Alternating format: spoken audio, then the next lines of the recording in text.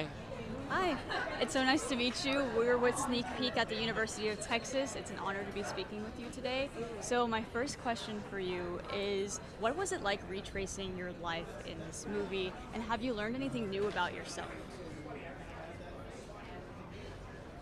I learned about myself from watching this film that I really, really, really am stubborn like my parents. That's the first thing. I've always said that, but now I saw it. Probably more than I realized at the outset. I, I, I think though being stubborn is good in many ways, and it was certainly had a reason behind being stubborn. And I was always a fighter, and now I see it for a good reason. Because of how society treated us as deaf people, I had no choice, and that's why I'm standing here. That's why I'm standing here because I love what I do, and I'm not going to let people say no to me. So that's why I persevered. That's why I continue to do what I do, which is act or direct or produce. So watching this film, I went, "Oh, okay, I get it now. That's who I am. All right, there you go." That's great, and I mean, I'm so happy that you have become like kind of a spokesperson in like the film and movie industry. But what like challenges and benefits have come with that role, and how do you explore that in this documentary? I mean, it's a big challenge to be the person that everybody looks to. You know, when I first started out, I was very young. I was 19 years old, and I just come out of, I really just came out of high school. And I was growing up in Chicago in my little bubble of my neighborhood, but I didn't realize how big the world was out there, how big the community outside of Chicago was. So then when I did come out and I did the film and I realized, okay, this is bigger than I thought. There's a big deaf community out there. They're excited for me to be in this movie. Okay, good. And I won the Academy Award, and like, okay, even better. And then by the following year, it all turned against me because I decided to speak at the Academy Awards, which was completely confusing to me that they got upset with me, and I was getting it from all sides. And there were a few of the reporters who thought that I won the Oscar out of pity, and the deaf community said that she spoke, she's not with us, and it seemed like the whole world was mad at me. And I was so young, I didn't get it. All I could do was basically act, just like anybody else who wanted to be an actor. But being deaf made it harder. And then there were other things that I wanted to get. I had my own agenda. I wanted closed captioning to be available everywhere. So while I was doing that and working on behalf of closed captioning, I was trying to get sober, which I did. I went through experiences with domestic violence, which I got through, and I did. And everything was happening at once. So I was carrying a lot on my shoulders. Eventually, I grew up.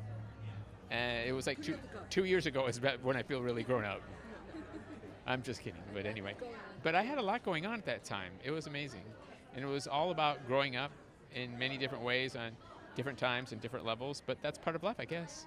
Yeah, it seems like you've been through such a journey, especially like trying to find community within the film industry. On my own. On my own. Yeah, and I actually wanted to ask about the title. So the title of this documentary is Marlee Matlin, Not Alone Anymore. So how do you feel like the title of this documentary encapsulates the message of the film? I think it's pretty much, it does encapsulate the message of the film. Shoshana was able to find from my archives and my interviews, you can ask her exactly, but I think it really, I always felt alone for the longest time, and that's actually a question for Shoshana, why she chose that title. So Yeah, of course. I'll make sure to ask her. So, just like some advice, since we are students entering like the film industry, I'm about to graduate. What advice do you have for students like finding community and feeling not alone when they enter? it's once you find yourself on the outside world, I think it's important in terms of advice to say, life is so big, and it's okay to not do or get what you've worked for at the outset, what you've worked so hard for. The degree that you get might not be what you end up doing in life. Don't hold yourself to that by saying, I work for this and I only can do this, and this is all the work I've been putting myself through. You may not, but that's okay. That's all right. You might, you earned it, and it's all right to say, okay, maybe there's something else I can do. Or maybe along the road, you'll find something else. It's okay. It doesn't mean that you failed at all. So what you should do is follow your passion, but know that there's so many pathways to that passion. And it can feel overwhelming at times, but taste as much as you can. Taste life like just like an entire meal, and just do your best and keep your eyes open and listen to your heart too, and try your best to exercise the best judgment.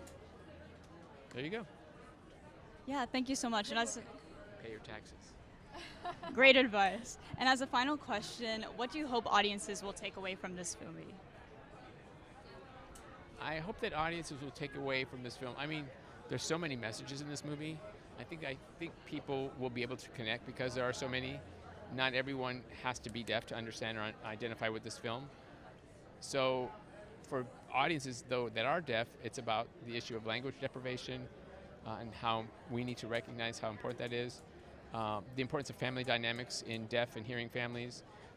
The issue of domestic violence, obviously, is important. There's so many different levels.